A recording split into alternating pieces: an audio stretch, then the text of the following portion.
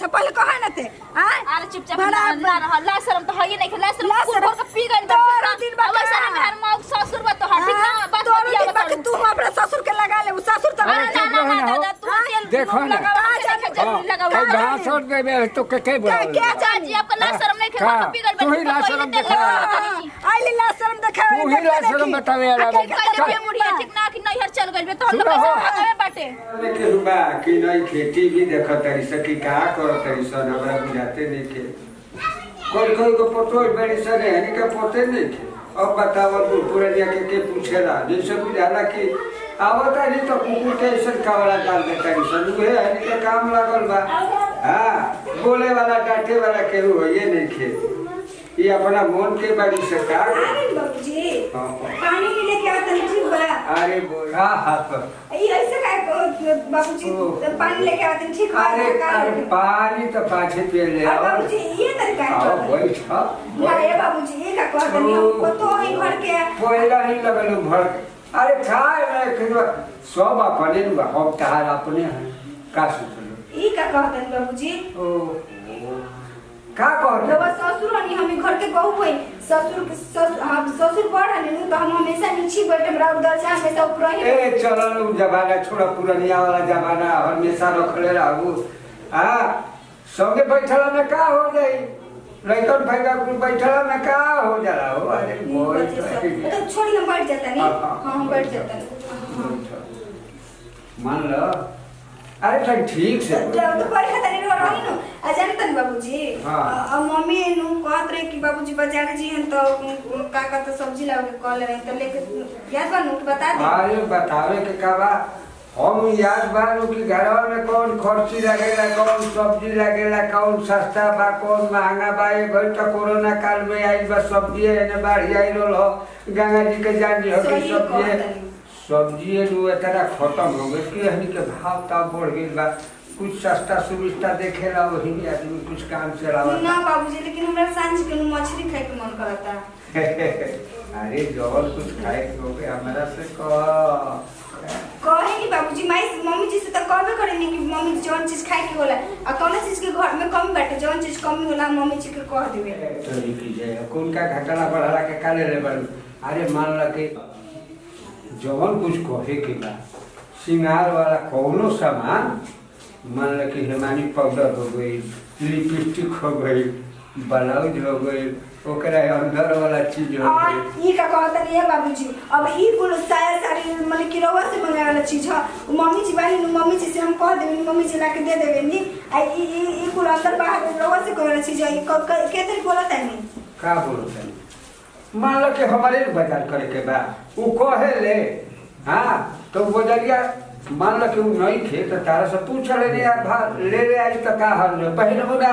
तो पहिन हम लेकिन मम्मी जी ने कहना तक लोग का कही हमरा अच्छा ना लागेला मम्मी जी बात मम्मी जी हमर सब चीज देखत रहेनी कि का घटल बा का बढ़ल बाटे उ देखे ली तब का हम देख लेनी तो का हाल हो गई ई के तरी बतिया तनी है बाबूजी हमरा तो कुछ बुझाते नहीं खे ओहो तारा के समझौला ले समझू ना कि हम बाजार से आई ठाकर खेत बाजार हेरे होने तो मान लो कि ठाक के आई तो कहलू कि बहुत नहीं हमार गोड़ हाथ ठंडा बात दो हाँ तो तोहरे लोग कहो सही बात कहते तो हम बानी तो हमरे से न कह हम तो दवाई देम हाँ तो एमे कौन बड़ बात बा एमे कौन बात हो गई और मूल चीज लिया वाला सब सिंगार वाला तो हम लिया जब तब में कौन बड़ बात हो गई मान लो कि तारा के केहू देखे वाला नहीं खे तब हम हूं देखो मैं चोरे सा ये ठीक होला त का हो सही कहता नहीं है बाबूजी हां ठीक है कहता नहीं आगो तनी बाबूजी तनी चाय चढ़ले बनी तनी चाय ठीक बा बाबूजी हां अच्छा ठीक बा जा तू बाता हो ये को आली को हतन त बाबूजी बाबूजी बाबूजी कहले बड़ी अरे हमरा के है तू तो न कुल चीज पैतू उल मजा आला जाला कुल मजा ए गुनी परन तक काले छत पकड़ कपड़ा उतराई लो कि ना उतराई हवे काले ने कहां त बिया हैं बहरी से आके बैठल ये गिलास पानी के ना पूछलस जेतना ओ मने बुढ़ावा के मानत या हमारा के लेखे मानत इहे ना बाटे हैं ससुरी खराब हो जाता ससुरा निमन हो जाता रन सा का हम मांगे जाए जब अपन मन से ओकरा बुझाते नहीं के तो जा सब्जी वराई बना जाके ससुरे निमन बा तो ससुरे ले मांगो कहो हमहू ना मांगो देखी तो काम ची बनावे ले करे ले हम तो बाउरे रहत नहीं करत नहीं तो अपन मर्दो खाती है पतो हियो खाती सब तरह खा काय हो का कहतड़ी हां देखो तनी गाले हाथ के बैठल बारू का बात हो जब हमारे पे विपत आइल बता गाले हाथ ना धक बैठी तो कहां हाथ बोलो विपत कौन आ गई बा हो का कहां भी आबू अभी सारा घर में ठीक घर में भी घर में क्या करते घर में बड़े रे हाँ बाबूजी क्या बात है तू तो मेरे को मोबाइल नहीं है हाँ बाबूजी का हाँ तो मांगे थोड़ा सा बाजारवा से तो करा के दे दिया ई का बाबूजी ए तारा खाते छोला ढूंढे ले लिया हाँ बाबूजी हम तो मछली कह ले रहे अरे तो 3-4 बजे के अंदाज में कटल पड़ सके अब ये इतना बेरा ले दुकानिया ना लगल रहा सारा तो एकदम हम जब कोई देखो तो हम ना कर सकते हाँ ठीक है बाबूजी सांझ के मछली ले हम ठीक बा एकदम ठीक है बाबूजी आके खा दें ठीक चलो ठीक चलो बाबूजी लड़का क्या करूँ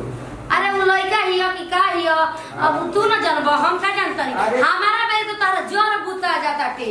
यही जो हम बैठल बानी इतना ही निर्दयी बाटे ना कि हमारा कहीं ना जरा सब मरद इतना ही कसाई बाटे अरे केतनो बानी ना तो हम ही का में बुतोर माई का में नहीं जनल रे बुढ़ावा हमारा बेर तो तारा कुल जोर बुता जाता के दिन पर दिन तार जवानी चढ़ जाता तार मौतिया वो हां ई मरद बाटे कि कसाई बाटे रे तन हमरा दर्द के बुझा ताटे कुछ अरे कैसे तो बोलत है काय बोले तो के आरती उतारी जब बैठल बानी अपनी माई के बोला के दे तारा हमरा के देखो दे तो अरे वो हां ओहे के 10 हाथ के जीभ भइल बा जी मोबाइल बा अब मान ले कि हमारी क्या कर लड़के तो बिया रे लइका बिया के तहर में हर बिया की का बिया तू न जानबो तो जबान एकदम एकदम कब शांति ना रही ना के सुना ना हाँ। अब का खोलावे पर लागल बड़ा का हवा पर लागल बड़ा हाँ। जे बते तार पतो ये बिया हम पूछता कि मर गइल बानी तोहरा खाती के काहे के मर गइल बड़े हम कोहत नहीं कि कहियो से हम आवत नहीं थाकल खिदाई तो ओकरा के लइका बराबर हम जान दिहनी कहीं ना कि तन पानी ओनी दे तोरा के कहत एकदम तू रुक जाइबे ना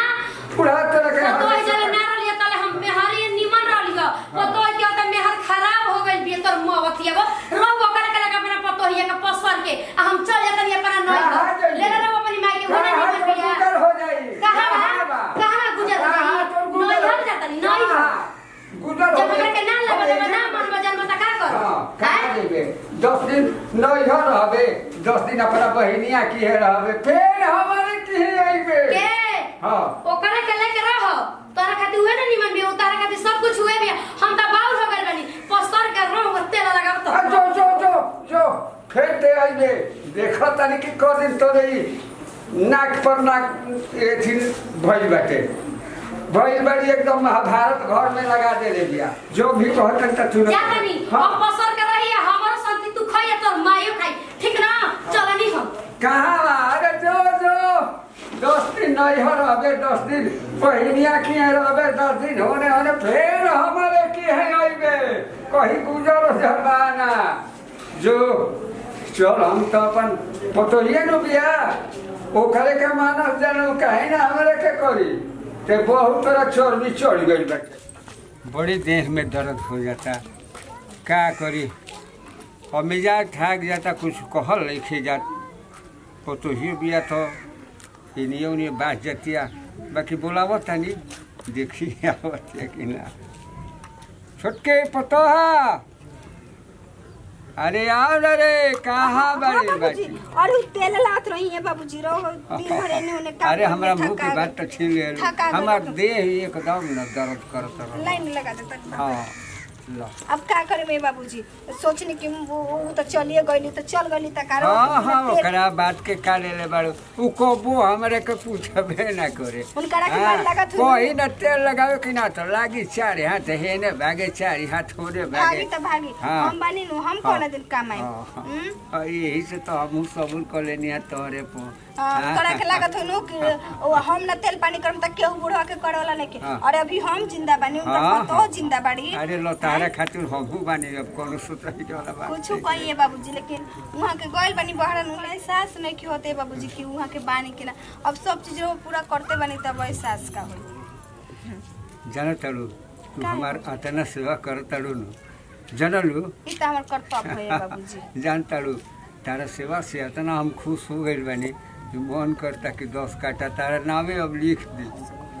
तब ना ये बाबूजी ई चीज के का जरूरी बटे भविष्य में काम आई हो सोच ला सोचले बनी ना ये बाबूजी अब रहुआ बानी तो जमीनिया तो रहुआ जब हमार बानी तो जमीनिया तो हमारे नु बा। अरे तो मैं जान जा के बुढ़िया देखी तो तुरंत अब जानता को हमेशा खातिर नहीं हरवा थोड़े भाग गइल बिया आई तो बिरदंग बचा दी। बात कहिए बाबूजी ओहु रहले बूढ़ी तो हमरा अच्छा ना लगला पास में बैठी उठिली तो हां उनका बैठे उठे के ढंग नहीं खे। हां वो तो बात पर हमेशा जब देखो जब रह के हम लोकरा जोलन रहता हो और वैसा कबो उल्टे चलल हम कह पूरा चल तो चली पछी सूती न बाबूजी लगा देता अच्छा ले सूती देखो और बाबू लाई हाथ में लगा देता नहीं बाबू। हां चलो तो बोल अब उन्हें की तो हम नहीं बने और कुछ नहीं कर बाबू। अरे कर से जा मैं आइए बाबू जहाँ जहाँ कम तहाँ हम तेल लगा दे। अब रवे सेवा में बनी हम तोहरे पाछा बुढ़िया कतनो झगड़ा चले कने कि जो नजर दी बैठे आओ तनी हाँ लगा देते बाबूजी। आज हे घूम जा हे तनी घूम। हाँ ये बाबूजी घूम देता घूम जा अब क्या कहे के बा एला जाए के नहीं के हो काहे के ला जाए ना बाबू तनी ऐसे कर ना ऐसे पहले है ने दवा देता नहीं। हां दबा बड़ा कमजोर होले ना बाबूजी क्या कही हो अब ला तो बूढ़ी खाई ना देत रही ना खाए ओ करियो आज जब के मुर्गा मछली बनात रही है तो 4-4 पीस लेत रही 2 पीस खा के मोटा कर दे चलो भाई ऊपर का ले ये भगवान जी तोहरा लाज लागत हो के बुढ़ाऊ का तू देह दबाव तड़ू बताए कि घर में क्यों नहीं के तो ससुर के तेल लगल आ झूठ बुढ़िया खिसिया के नहीं हर गइल पड़ी कि दिन रात इनकी सेवा में हाजिर रह तड़ू। अरे भाई तुम कहां से लोग अकाजी आपके लाज शर्म नहीं खेलागत पतो ये ले बुढ़ा दबावत नहीं मारे वो सूद बट बहुत फैला बाटे तो हम जानी कि छोट लइका में समस्या है बुढ़ावे के तेल लगावत तड़ी नो दादा ससुर के माने के दूसरा के घर जगह हम दूसरे घर का हमरा तोहरा लाज लागत और का लाज लगता झूठ बुढ़िया कहेले अब मर्दे के तेल ना लगावले बाबू आज ससुर के बैठ के तेल लगाव तो ना तू लगावे बलुका देखिए दीदी जी इज्जत करता नहीं झूठ बुढ़िया खिसिया के नहीं निकल ना निकल काहे के तू जा के बोलावला से पहले कहे ना ते हां अरे चुपचाप ना रह ला शर्म तो है नहीं ला शर्म कुकुर के पी गइल तोरा दिन बा वैसा नहीं मेहर मौक ससुर बा तो हट ना बात तोरा दिन बा कि तू अपने ससुर के लगा ले ससुर तो ना तू तेल देखो ना लगाओ घास छोड़ देबे तो के बोला क्या चाची आपका ला शर्म नहीं खेला तो पी गइल तू ही ला शर्म देखा आई ला शर्म देखा तू ही ला शर्म बतावे वाला कहे बुढ़िया ठीक ना कि नहीं हर चल गइल तो हम लोग कैसे भागवे बाटे तारे के बुलावला के ये चुप रही बात बतिया बता आइलू भाषण दे अपना घर में आते बाजी के आवत है देख ना गइल तो हम आ गइल अरे जाए दी देख के जरा तेरी ससुर खूब लगावा बचिया तेल अरे निकाल अपन घर देखो चलो तेरी दोसरा के देखे अपना घर देखबे ना करी अरे छोड़ा हो आज बड़ी हमरा बोल कर जरा बड़ी के विराट जाइए दोसरा के घर के पंचायत फरियाई चल नहीं जाना था उनकर बारे में तिरिया चरित्र दिन भर लेके पड़ रहा था कुछ ना देवर के लेके हम कहीं का तेल का लगा देने की शोर मचाता हो कहे दो चलिए बाबूजी चलिए एक चक्कर में पूरा विपत्तिया के चक्कर में रह के हम खन में भुला गए चलिए ई आगल मिजाज